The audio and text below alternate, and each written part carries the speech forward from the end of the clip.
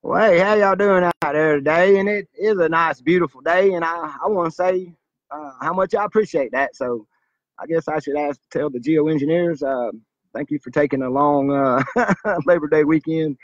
Maybe the heat kept y'all inside like it did the Ohio school district today. Wow, first week in September and early laying out of school for the heat index. And that's kind of why I'm here talking to y'all. It's some crazy times, and we know it, and we know some of it's part of the earth changing and evolving, and we know some of it's just corporate greed. A lot of the things that affect us, our health, our livelihood, how we live, where we live, thinking we own things, thinking we bought a home, thinking we have rights. Man, it's seeming less and less like we got rights, and like somebody has some rights. Somebody can just say, "Boo, I want your land," and have some eminent domain and run a pipeline right through your backyard, and or hey, I got a better use for your land, and they put a fracking rig, right in your kitchen sink. This is blatant attacks on our life and our health, y'all. I'm not going to beat around the bush no more. And before I get started, I just want to throw a little disclaimer out here to DHS or the United States federal government, or even you, Big Oil. I am not calling out for war upon you, even though I do not feel like you should be on the face of this earth. I'm a free man, and I chose life and living. So I have to live with you. But that doesn't mean that I'm not going to say what a piece of shit, planet-killing, raping, murdering bastards that you are. So I'm not calling out for war upon you.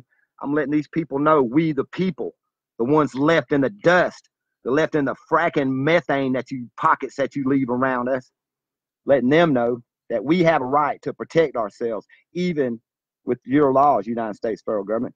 So getting that out of the way, and my disclaimer that I'm not asking for revolutionary war against the big oil-owned United States federal government, I do want to talk to y'all about this, because there are laws in place. You do have a right to defend your life in the United States of America.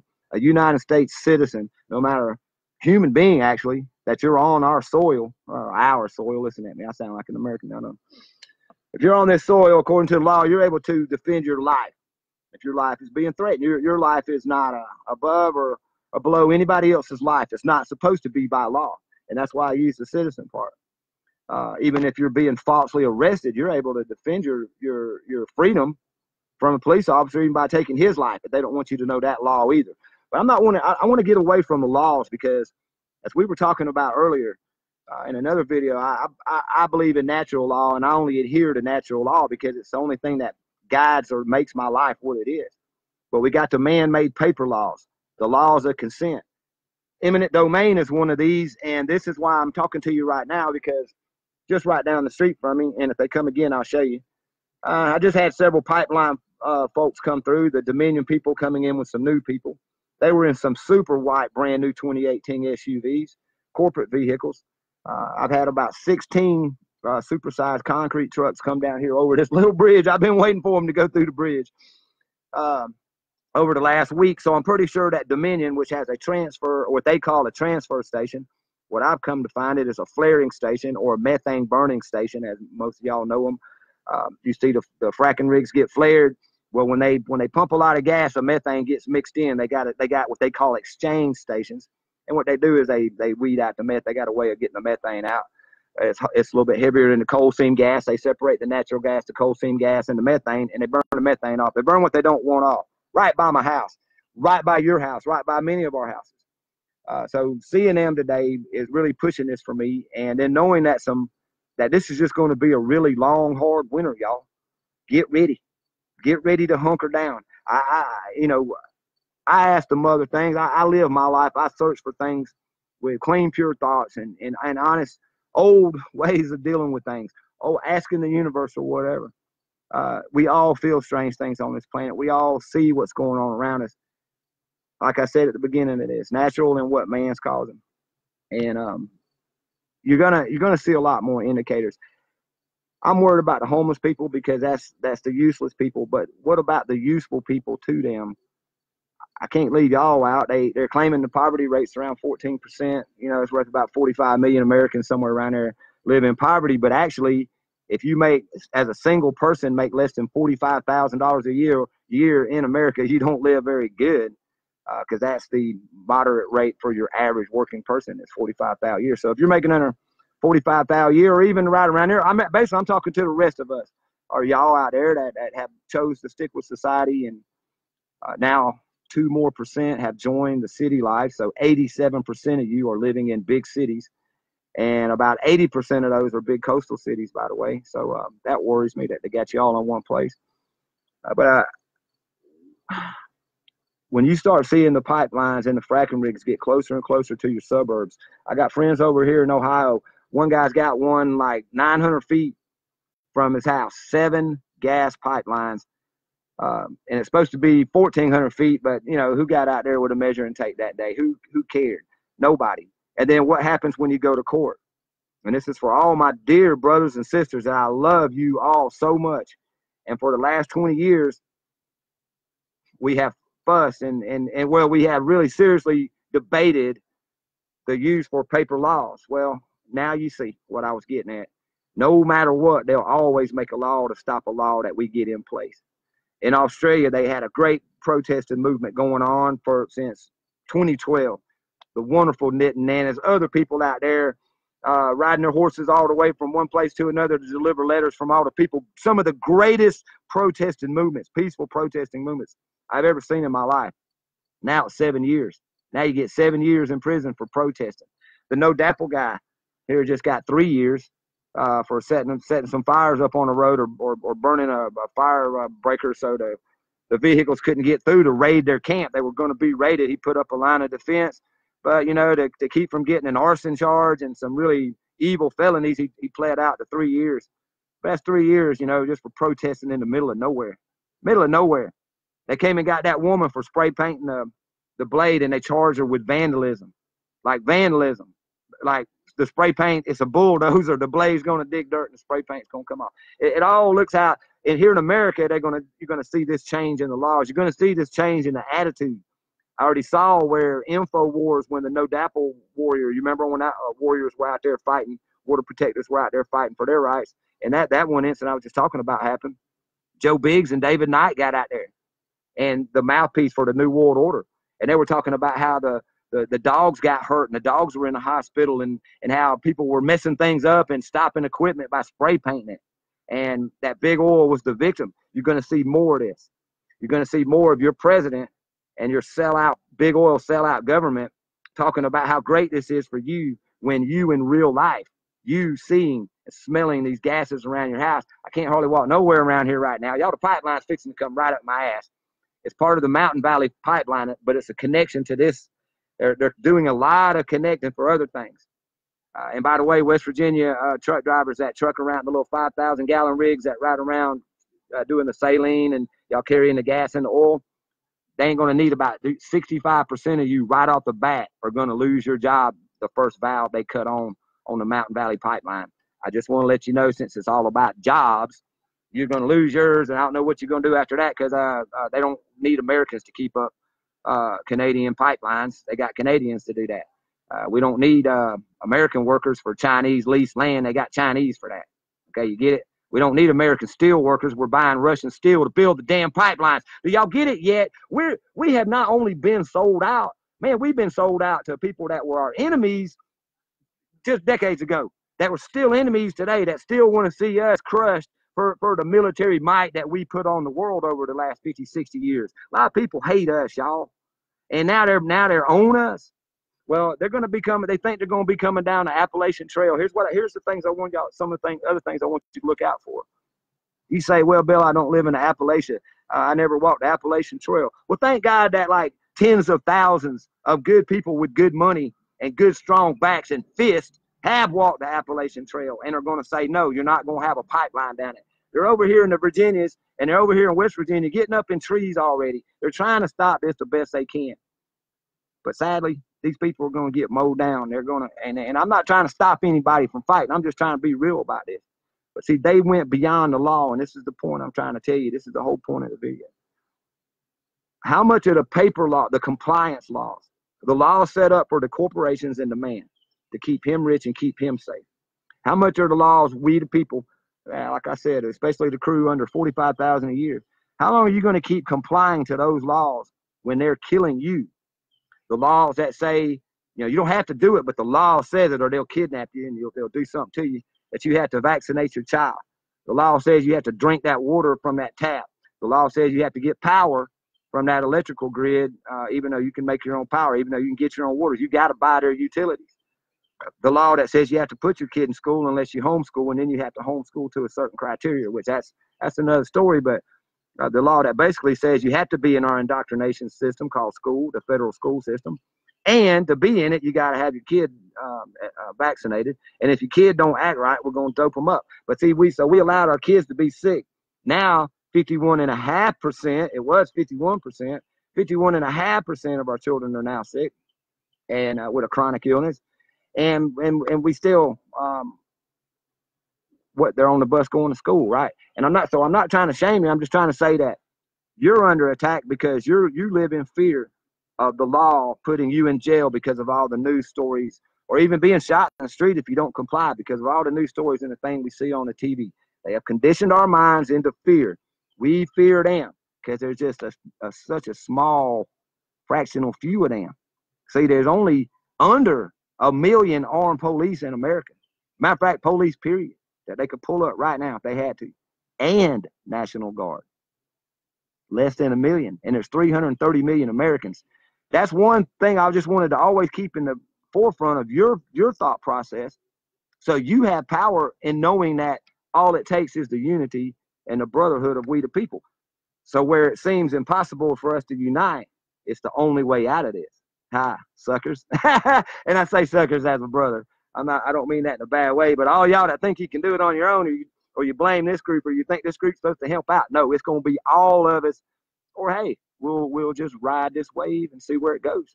But nobody knows where it's going to go. But I know this big oil push from our government, because let's be real about something, y'all. I want to be seriously real. And somebody tell me that any of this ain't true. Everything law enforcement wise these days, everything is all under the umbrella of the Department of Homeland Security, which is the federal government. So that basically means your cops, your National Guard, the military, even the government are all bought out and under this Department of Homeland Security. But it's all owned by big oil. The 3 times that I talked about fracking to people in Alabama, when I was going to Canada to talk to people about fracking in Canada, and meet somebody up there, and when I went to Australia to meet somebody and wound up getting involved in fracking out there, all 3 times I was detained, and all 3 times I was told to back off. Now, why the hell would Department of Homeland Security care what a redneck was talking about people being poisoned? Because they're owned by big oil. And they're like, so who owns big oil? There's the question in a scenario where I'm just going to say, I don't care who does it. They own it. Do I need a name?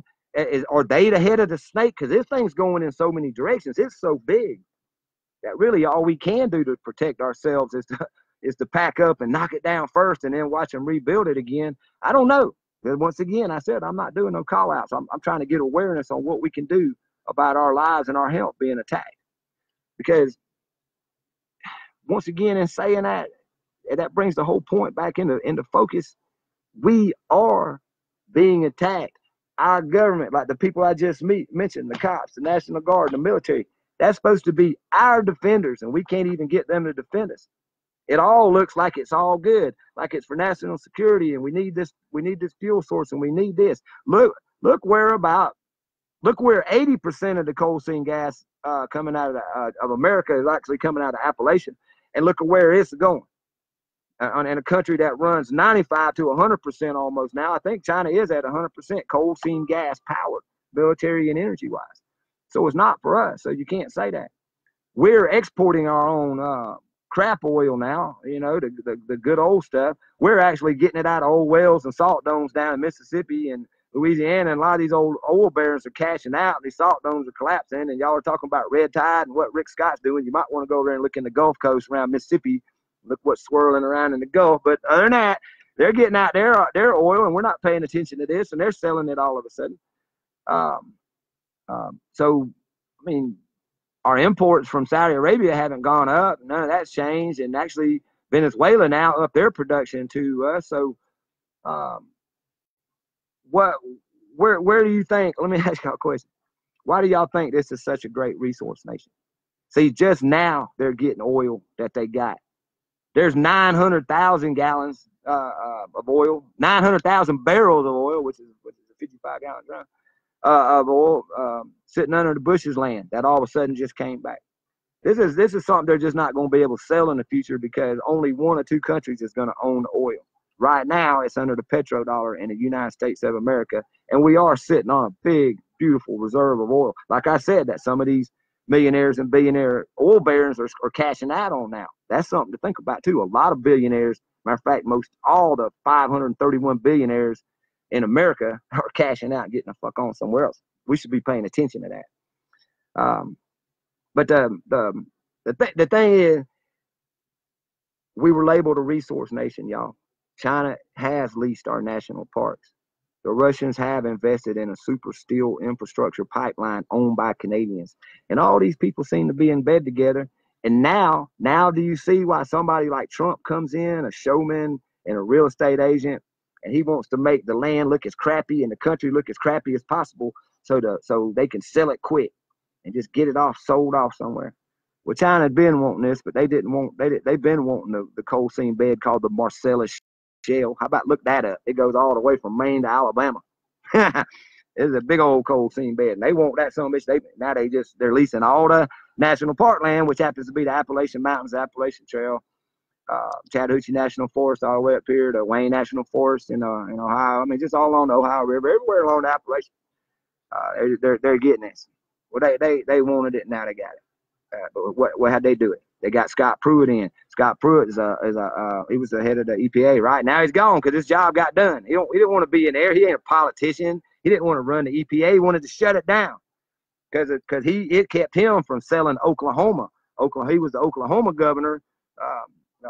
Pruitt, that was the one that allowed in re-injection. And look at Oklahoma having all the goddamn earthquakes and all their people being sick and their water being poisoned and having to truck in water. Yeah, great job in Oklahoma. And now you just did the laws that stopped you from making Oklahoma even worse than it is, didn't you, Pruitt? But you didn't do it because you're owned by big oil.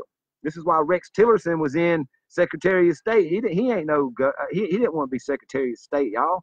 Like I said, he ain't a politician. He's a big oil tycoon, multi-billionaire like Pruitt. They know what they're doing. He just had to get in there to lay the ground.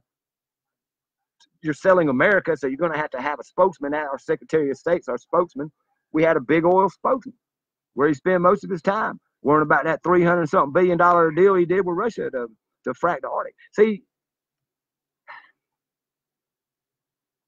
that's who's going to – just think about it. If there was a limited supply of oil, or if you just had the two biggest kids on the block that's going to be left using oil, but the super rich know we can't burn oil forever, only a certain amount can be burned, they're going to give that to one of the two superpowers. If everybody already knows that China's set to be one of the next great superpowers and maybe be the next petrodollar, then you got to remember also that they're in bed with Russia as the BRICS nation. BRICS, Brazil, Russia, India, China, and South Africa. They're all in bed together. They already got their slave labor force picked out. They already got their military picked out. They already got their resource nations picked out. They're already taking the fuel. Why you think the crap going on in Syria and all? You ain't been hearing nothing about the Middle East, have you? I wanted to bring that up. You ain't heard nothing about no Al-Qaeda. You ain't heard nothing about the Middle East. You ain't heard nothing about that we won the war or we lost the war. No, they don't want you to think about the Middle East no more. And you ain't thought about the Middle East, have you? Be honest. Have you thought about the Middle East lately? Have you thought what happened? Where's the little Muslim boogeyman that's going to jump in my bed and cut my head off? No, because they don't want you to worry about that no more. They took that. That's over. They got all that. They own it now. They're over there doing what the hell they've been doing basically since the 50s, but now with nobody else knowing about it. Probably won't hear much out of Palestine anymore. You probably won't hear much out of Israel. You probably won't hear much out of Syria or none of that. Oh, but when you do, it's going to get your attention off something they're doing over here. That's for sure. Because now, you're over here worrying about Trump this and Trump that, and everybody's getting new enemies and new friends and all this kind of stuff. And the whole time, pipelines are coming down your back. Your kids have gotten 0.5% more sick, chronic illnesses, y'all. Not just getting sicker and all, chronic illnesses. 2% more of you moved into big cities since the last time we talked about this, which was been over the last year. 87% of you now are in big cities. And you ask me, Bill, where you get a lot of these statistics from? Well, it's nice to know people in low places. And I got some friends that work in Atlanta at the CDC, and they come up with all the weirdest stats. And they're legal stats anybody can look up. They're not hidden stats. And so I get a lot of stats from some friends up there all the time. And then, they got this thing. It's called the internet. And you get on there and you press a few buttons on this keypad, and you'll get some answers. You might not get it off the first story, but you get it off. You'll start to see pictures, and as they go along.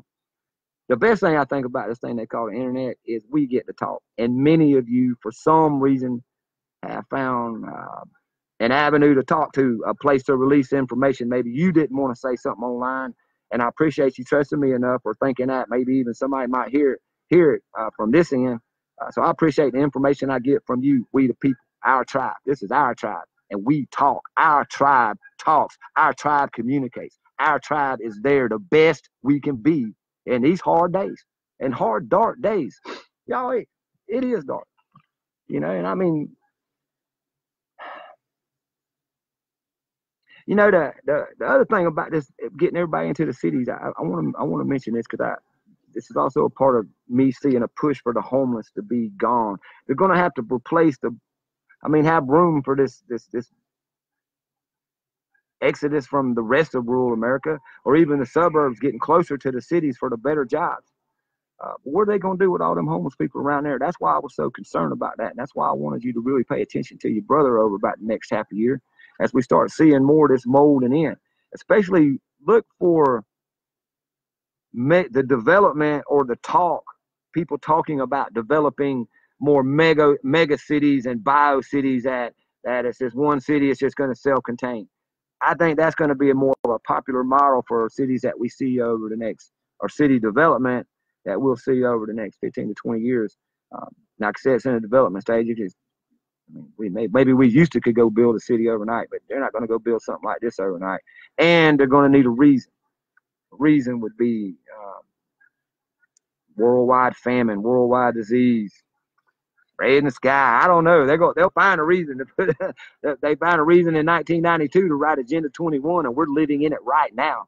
And that was one main thing I want to say. I really feel like we're all living in Agenda 21 right now, and we just don't know it. It's exactly what they wanted. They wanted 85% in the cities. And they got 87 now. They reached 85%. I believe it was 2014. 85% of us were living in cities. And once again, you say, Bill, that's the place to live, and some of us, that's the way to go. Hey, okay. But I just want you to know that you live in a place where you are completely and utterly controlled, even your mind, with the frequencies that they can hit you. They have done this in your cities. Philadelphia, lots of small cities up north, I can't remember off the top of my head right now. Cincinnati, they used to use weird frequencies and just see what the kind of attitude the people would get that day. The stealing rate would go up, the murder rate would go up, the suicide rate would go up, and all on different frequencies. They use these same frequencies over in Fallujah and battlefields in the Middle East, and they would shoot these frequencies into these villages, and the enemy would actually run out of the building just crazy. Maybe the frequency made him think he was all powerful. The frequency, I don't know, just made him crazy, and he thought he could, had to do or die. They can control our minds, y'all, and this 5G shit ain't no joke. And that's another reason, another attack on our country, on our health and our life. Fuck this country. Sorry. But on our health and our life. The 5G is ridiculous. The 4G is ridiculous. The 3G was ridiculous. And look where it's taken our mental health, our physical health even. I mean, people don't even want to come out the house no more. And they don't even know what it is. They're like, wow, man, I just know everything. I have brothers and sisters that talk to me all the time, and they say I'm being watched, Bill, or something's going on or something. Man, it's them fucking frequencies. At least that's why I try to offer here. The only thing that we at Bunting Leaf Farm could even offer you or any of y'all out there, our brothers and sisters, is a break from it. Just someplace to go for a weekend, or even just one camping trip. Just a ride and breaking away from the frequencies will be good for you. But there ain't no frequencies on this property. And you get up on that meadow, and you might as well leave your cell phone in your vehicle. Even the GPS puts us down there by the frackers. So it's hard to even find us with electronics. You get away from that for a little while. Clear your head. It only takes a little while. It ain't like you got to go get away and retrain your thoughts and stuff. You'll see once you get away. Every single person that's come here has had a different experience, but they've all said the same thing. Number one, that they slept like a baby for the first time in years and years, some even decades. And the other said that the headache and their thought process was so free and clear that they were just able to have a good time. They weren't thinking about what they were programmed into thinking. See, I got to get away from them frequencies, man. Look at the way they change the clouds. If they can make clouds ripple, what do you think they're doing to your brain? So no, that's the main reason I don't even want to leave this property. And I am planning a big trip. And I'm trying to figure out how I'm going to work around the frequencies on the cities that I'm going to have to go to talk to the people that I want to talk to. But that's a sacrifice I'll make or something I'll figure out. Maybe some of y'all got some advice on that. Let me know. But as I said before in a little disclaimer, I'm not looking for war, but wars are puns. I'm not looking for reasons to fight the government. It seems they're looking for reasons to kill us. I never wanted to hate no police, but Jesus Christ, y'all brought that on yourself, you blue bastards. You brought that on yourself. You separated yourself from we the people a long time ago. As far as our military, wow, why do they keep them overseas? Did you ever stop and think about that? Because they know who the real enemy is. They scared some general would put them on. Somebody would break away. But hell, it's harder to get 250, 300,000 men from all around overseas and get them into one spot than y'all think. So they keep it spread out for a reason. But they also keep our military where their oil interests are. You ever notice that? Wherever our military is, our big oil interests are. And the only place I could think about, and I think that had something to do with the Cold War and nuclear weapons, was South Korea. And that was just so we could have nuclear weapons closer to China. So look around what's going on. But, taking a road trip to see how quick you could get out of your city or out of your subdivision ain't a bad idea. It could be a fun thing with the kids. It could be a fun thing with the old lady, the old man. You could have a couple buddies and say, hey, man, let's just for kicks, let's see how quick we could get out of the city. Take one day when you're on the computer and you're messing around, Google Earth. See how close you are to a frack field or places where they might have methane flaring stations. From the things that might make you sick, from the pipelines that all leak. It's time to take some time for yourself, your health, and your life. The real talk about us being attacked is we got to stand up and stop it. That's how you stop bullying, and that's how you stop people attacking you. That's how you save your life. You stop up and you stand up and you save your life.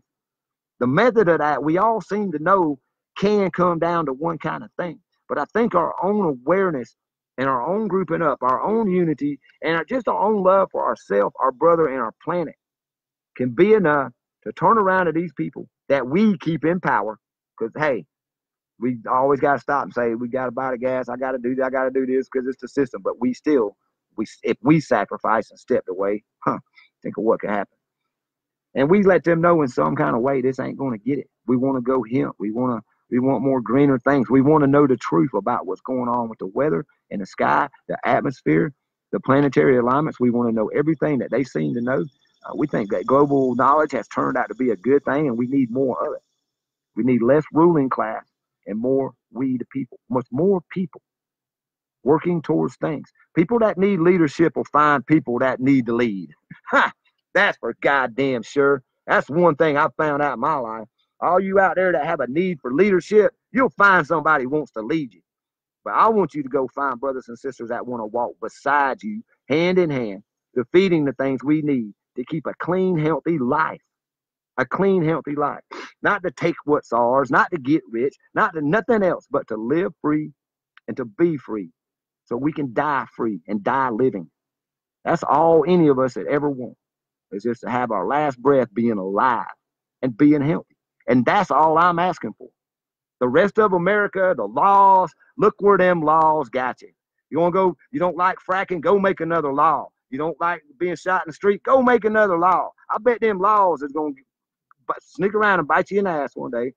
And you're going to realize, I can't believe that I ever trusted man's written word on paper. Maybe I should have talked to the American Indian. Maybe I should have talked to the black man a little bit more. Maybe I should have talked to some of these people around the world that we've made deals with. No. And listen, this is one thing I want to get clear to help with the brotherhood part of this.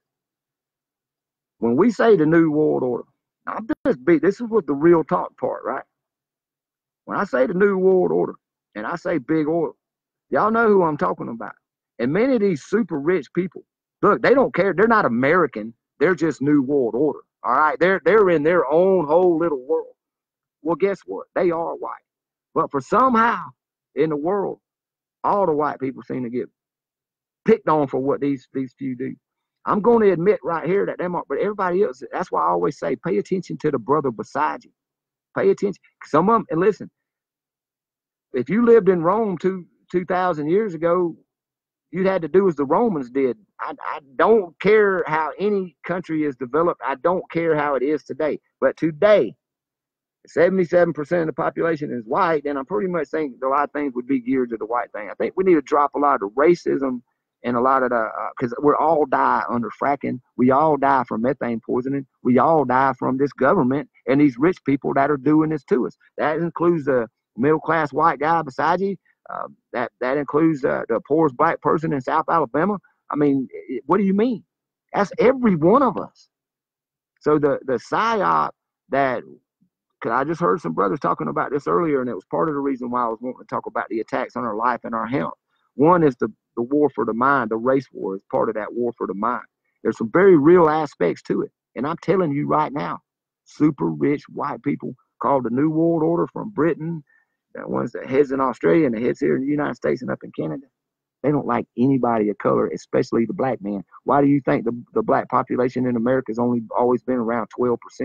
Why do you think they keep y'all down? I don't know why, but it goes hand in hand with selling this country, with making everybody minorities. If you follow this, okay, think about the brilliance in this. If you were looking to separate, you needed to know the true demographics of a nation to buy it and part it out. So they want to know everybody that considers them special, and they will start, because they already started with immigrants. We saw it with Central American children. Then they're going to do it with the homeless. Then they're going to do it with the black man. They're going to do it with the gay person. All right, see what I'm getting at now? Then it'll be sick people. It'll always be somebody until they get up to you. The only people they ain't going to get that'll be left in this country by 2025 are the ones that work for big oil or the ones that work for the infrastructure. And from what I understand, they only need about 100 million people for that. About 230 million of us better be sticking our thumbs out on the highway of life. I ain't doing it. I'm going to stand up and be who I am. And I expect you to do the same thing. And that means loving your brother for who he is, who she is. That's our allies, y'all. Because I'll tell you what, they'll run a pipeline up any one of your butts. I don't care if it's a pink butt, white butt, black butt, brown butt. They'll stick a pipeline up your butt and gash your ass. So let's be getting tight on that. Hey, maybe even back burner some shit for right now. You know, sometimes when you in the trenches with a brother or a sister, you gotta kind of look at what you're fighting right in. We're being attacked, y'all. All our babies are being attacked, and all of us are too. And ain't a one of us exempt. Ain't a one of you. We are all collateral damage. We are all collateral damage in this, and that's law. That's that paper law again. So let's stick with natural law. Be looking after our brother and really paying attention to what's going on, not just around us, but with some things that you used to didn't think were your business. Maybe you're a good researcher. Maybe you just care enough to get involved. This is a great time in all of our lives to get involved with each other's business and what's going on with and talking about these crazy things, talking about our common enemy, and which I hate to say is the big oil owns United States federal government and their police force and their military. They seem to be the enemy to a lot of people, and what to do. But I tell you what we ain't going to do. We ain't going to live in fear. This tribe ain't going to live in fear. We're going to talk. We're going to figure this out. You bet that. I love y'all. Peace.